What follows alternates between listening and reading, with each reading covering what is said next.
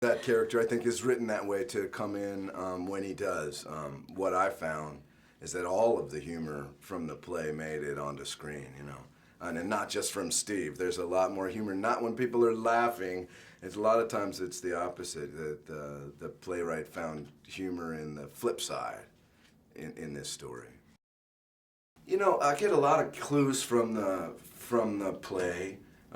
Certainly that long speech that's cut over 3 different scenarios that Juliet delivers so beautifully about Steve and about going to Belize, and all of her, you know, what she dreamt as a child has come true with this man. We learn later, of course, that she's wrong, but to me, this guy isn't questioning it. You know, he enters it. He's as simple as he seems. I don't think there's a lot of other layers to Steve. I think that he's here to support his girlfriend, his fiancée, as Juliette Lewis says it in the film, and then only slowly begins to recognize that something's seriously wrong with these people. And then, of course, because the play is so brilliant, he, in a way, becomes one of them. You know, he's tarnished by being there. Yeah. I don't blame anyone else for his actions, but the environment allows for it.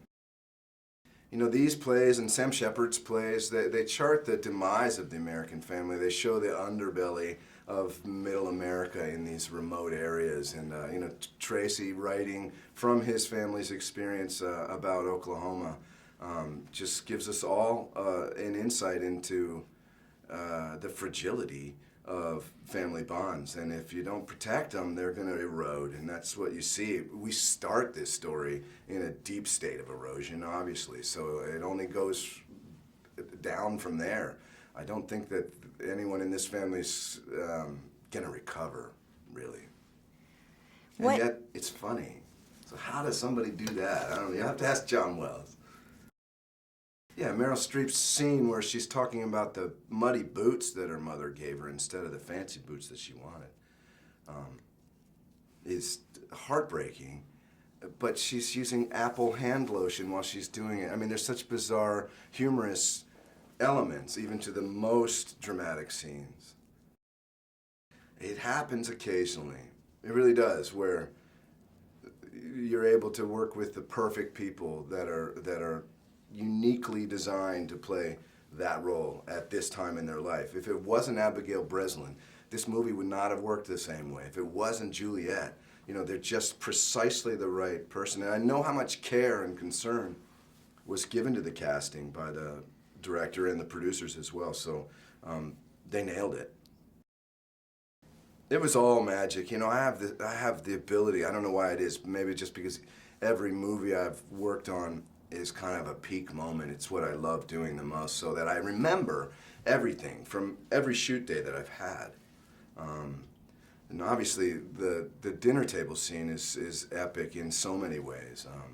So I guess to simply answer your question, that's a scene I looked forward to more than any other I've ever done.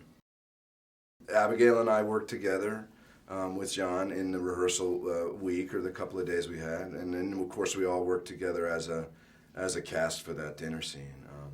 And then the night before we shot it, we all gathered at Meryl's condo, where she cooked an amazing dinner, and I think Margot may have made I know she made a chicken spaghetti pie that's also unforgettable, and we ran it, you know, through the course of the actual dinner that we were having, and then took that to the set the next day and shot it.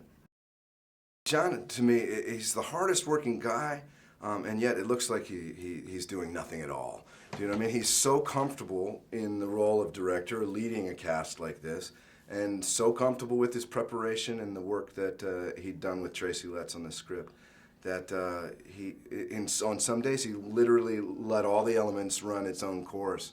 And I knew John a little bit as his neighbor, really. I'd never worked with him before, but I knew him to be just a really down-to-earth and dedicated guy, and that's what we saw, and that's what came out the other end of it because of him.